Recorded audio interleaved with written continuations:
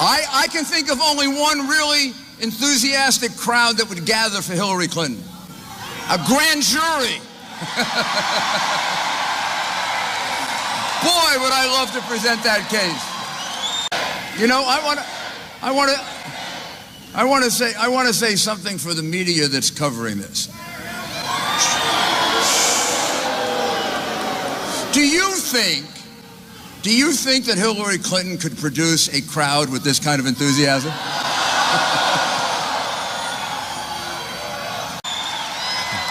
Now they would have enthusiasm. I mean,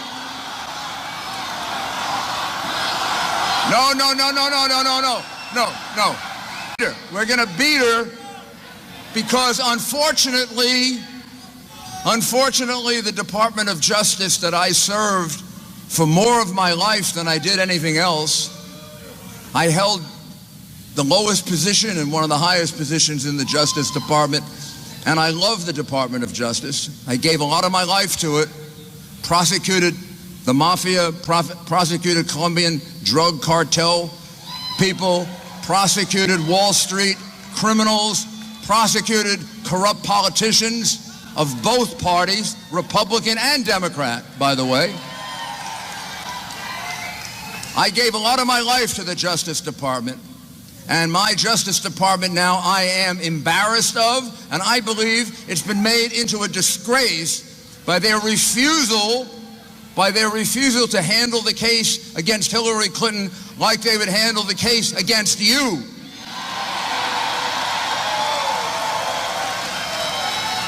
This,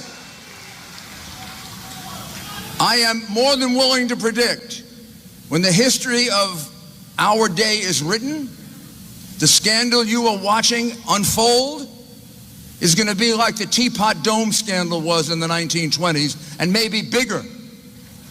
It's going to be bigger than Watergate. Nixon had to leave office, and he did a lot of bad things, but he wasn't raking in millions and millions of dollars through a phony charity. I'm not sure how much money was involved in the Teapot Dome, but I bet it couldn't have been too much more than the hundreds of millions of dollars the Clintons have been getting and turning the State Department into a pay-for-play operation.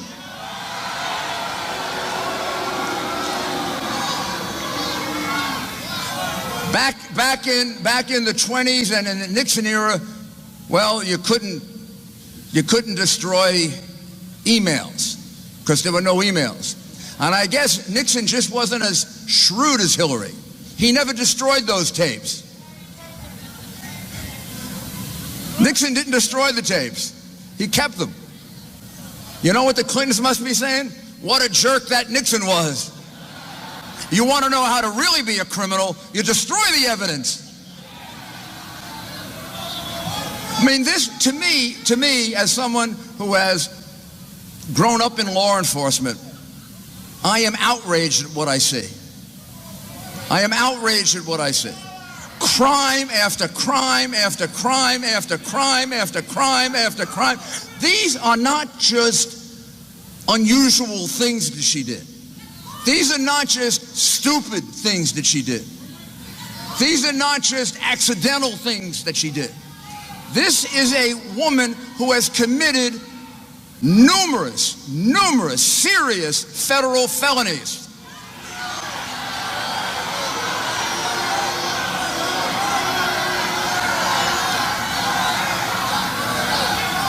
She has lied under oath. She has lied to the public, and I have no doubt she lied to the FBI. She exposed to all of our enemies some of the most secret information that we possess, which is the reason why it's redacted now. And even a senator like Senator Sessions can't get to see it because it's so secret. She exposed that on her server for China, for Russia, for Iran, for Al-Qaeda, for ISIS, or for any good hacker to get. And she put the lives of American operatives in jeopardy by doing that. The director of the FBI, although I disagree with his conclusion, I believe she should have been indicted. I agree with his findings, which is that she was extremely careless in handling top secret information. And now we are being asked to elect as our president someone who was extremely careless in handling national security information? Do they think we're stupid? Yes, yes, they do. The Clintons have always thought we were stupid because we let them get away with it before. This is like a bad child, and you don't punish them for their first crime. And then they commit, boy, what they were doing back in Arkansas, whoa. Man. She's with the Rose Law Firm. He's the governor. You got to go to the Rose Law Firm to get a contract with the state, and everybody in Arkansas knew it. Everybody in Arkansas knew it. And a compliant press didn't cover it the way it should.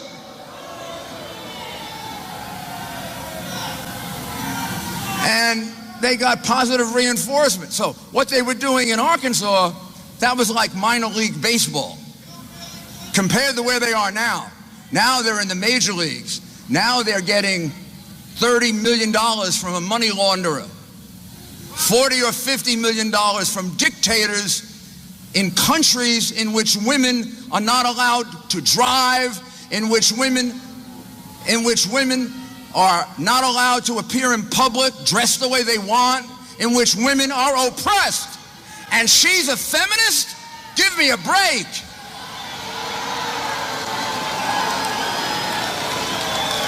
You want to prove to me you're a feminist, Hillary? Give the money back.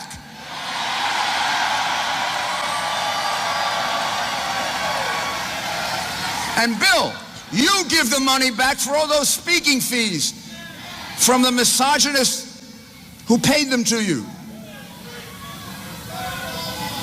What a bunch of phonies. Wow. You literally, as I analyze this with these new revelations day after day after day, you literally can't tell where the Clinton Foundation ends and the Justice Department begins. You want something from the State Department? You pay a lot of money to the Clinton Foundation. You throw in a big speaking fee for Bill, and then you get from the State Department what you want. You get the meeting with the ambassador to Lebanon. You get Hillary to intervene with the Internal Revenue Service so that thousands and thousands and thousands of identities the government was seeking from Switzerland aren't sent. She directly intervened in that case. That alone is a federal felony, intervening in an IRS investigation. All by itself, it's a federal felony, and she traveled to Geneva and committed it. Not this Justice Department, because this Justice Department is a disgrace. It has a different standard for her because she's the Democratic nominee for president. Now let's talk about Donald Trump.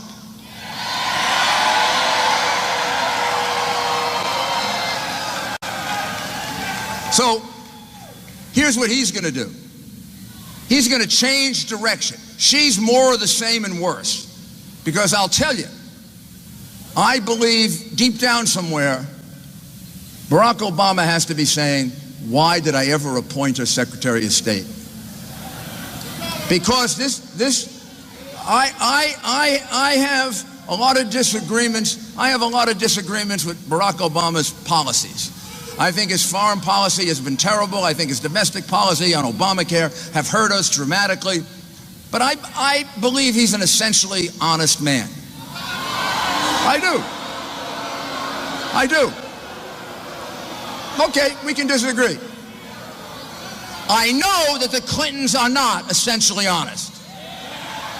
And I think he's sitting there saying, boy, I ruined my legacy by appointing her Secretary of State, because when the history of this administration is written, it's going to be overshadowed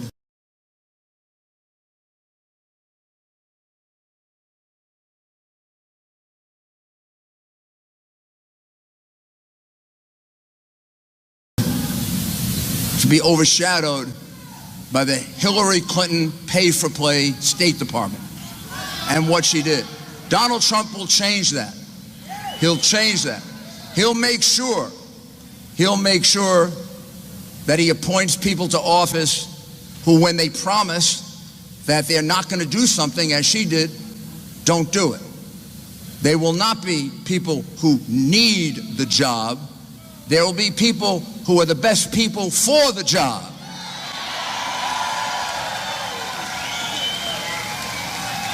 He will bring jobs back. Nobody in this country knows better than Donald Trump how to create more and better jobs.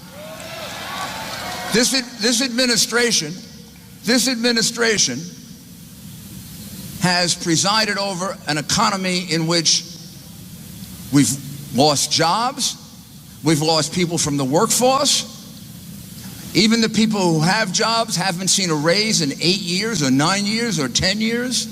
And there are reasons for that. And here's how Donald Trump is going to change it. First, he's going to renegotiate our trade deals so they're favorable to the United States of America. That will bring a lot of jobs back to America. Second, we'll get to that. Thank you for reminding me. We'll get to it. Second, he's going to reduce taxes. For you. He's going to put more money in your pocket, and she's going to take more money out of your pocket. Donald Trump understands and is laser focused on the fact that what comes first? America comes first. He's about Americanism, and she's about globalism. We're going to reject globalism and put America first. America first. And it's going to be America first from now on. We're going to put our country first. We're going to put our American workers first. We're going to put our people